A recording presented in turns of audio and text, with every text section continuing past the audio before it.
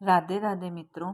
कल हमने चर्चा करी थी कि देवकी के गर्भ से भगवान कृष्ण ने जन्म लिया और चतुर्भुज होकर वसुदेव देवकी को दर्शन दिया और कहने लगे कि तुम मुझे गोकुल पहुंचा दो, वहां जाकर मैं नंद जसोदा को अपनी लीलाओं से सुख देकर कंस को मार तुम्हारे से पुनः आन मिलूंगा।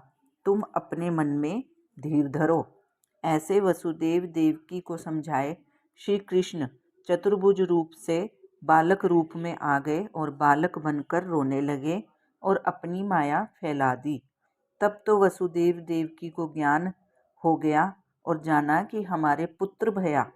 यह समझ 10 सहस्त्र गायें मन में संकल्प कर लड़के को गोद में उठा छाती से लगा लिया। उसका मुंह देख दोनों लंबी सांसें भर भर आपस में कहने लगे कि जो किस रीति से इस लड़के को गोकुल पहुंचा दीजिए तो कंस पापी के हाथ से बचे।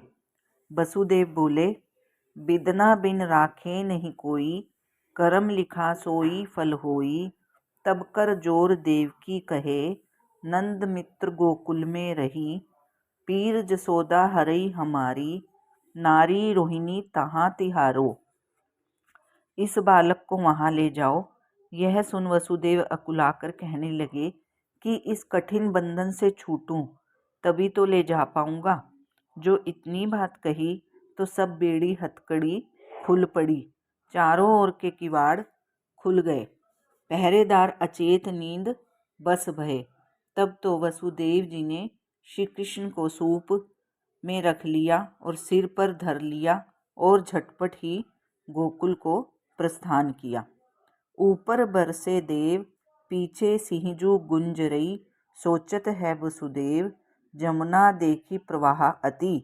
नदी के तीर खड़े हो वसुदेव विचारने लगे कि पीछे तो सिंह बोलता है और आगे अथाह जमुना बह रही है।